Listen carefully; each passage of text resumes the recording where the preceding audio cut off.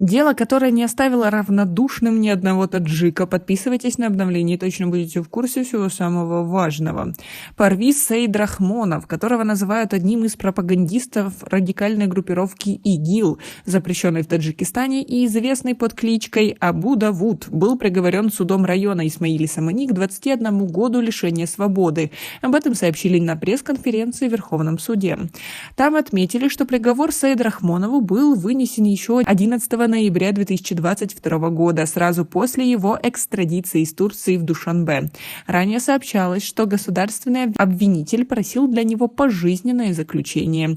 Таджикские власти считают Абу Давуда одним из опасных пропагандистов ИГИЛ, который завербовал десятки молодых людей воевать в Сирии и в Ираке. По запросу России он находится в списке разыскиваемых лиц Интерпола.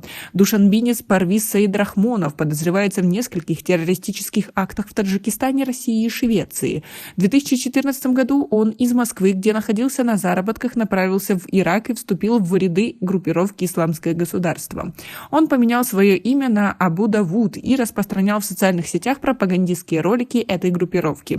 В 2015 году в отношении Абу Давуда в Таджикистане было возбуждено уголовное дело за наемничество. Ранее радио Азади писало, что 35-летний Парвиз Сейдрахмонов обвиняется в терроризме, убийстве, захвате заложников, вербовке, участии в боевых действиях на территории иностранного государства и организации террористической организации.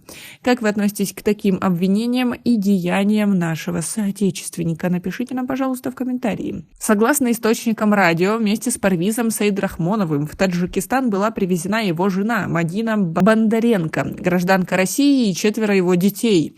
Оксана Джейлиева, мать Мадины Бондаренко, в беседе 24 ноября сказала, что просила российские власти вывести ее дочь в эту страну. Моя дочь гражданка России, и ее обманом вывезли в Сирию. Теперь я хочу, чтобы ее и детей вернули домой, отметила она. Что стало с его женой и детьми на данный момент, неизвестно. Азади также писала, что представители силовых структур Таджикистана много раз вели переговоры с властями Турции, где до экстрадиции находился Абу Давуд.